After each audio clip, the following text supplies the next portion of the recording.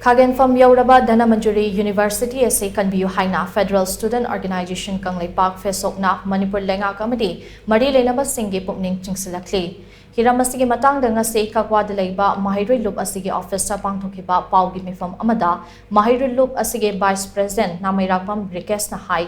General Leinda Mahai Tamningba Mahirui Kayagi Amatangairaba University Asi Leingak Kiba Chahi Taret Mapung Fazilaklabasu University Asi Ngasi Fauba Mapung Faba University Ama Oibangam Lady University Ama Oibagi Leifam Tokpa Infrastructure Amadi Manpower Singi Ladyba Awat Pakaya Asi Manipur Haidana Fesok Amadi Tongan Ba Mahirui Loop Kayagi Maiki Dege Leingak Deduction Dunalakibane Adubu, Leingak amadi mari leinaba singna adumak laithoktuna lakpana ngasidi University Asi mutkiba yabagi akiba leide.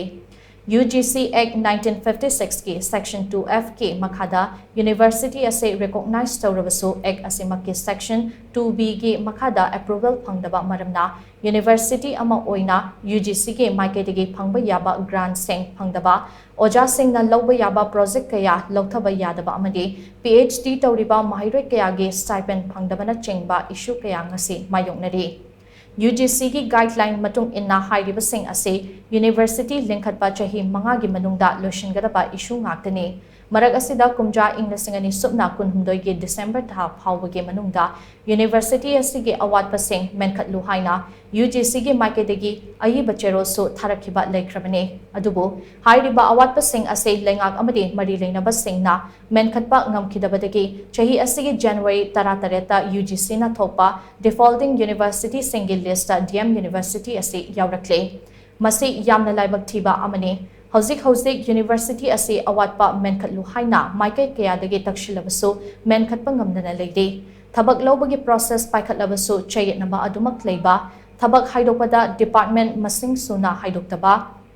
thabak haidoklaga khallaba candidate singi offer form pidabana thabak join toba yadaba amadi University ki vice chancellor retired chatkrabasu anoba appoint tobagi notice thoktabana University Asigi maraibak tambang ngamdana leide Pumnamak asigi matakta University asigi manungda ayetpa chamang naba kaya leiba mami chawna tari fibam asida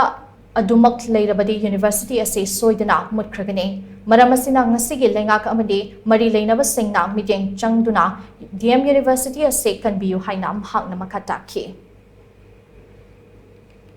Kogi mari leinaba authority kaya ama da taksan jadana awat mayam ama hapinaba thabak thorum mayam ama leiriba singasi tawbinaba gi damakta haji aduna lakpani adubu lakna mayam ama na hairiba singasi bu thausa bidabana maram warakanda maru oina Manipur leingakna amadi mari leinaba authority na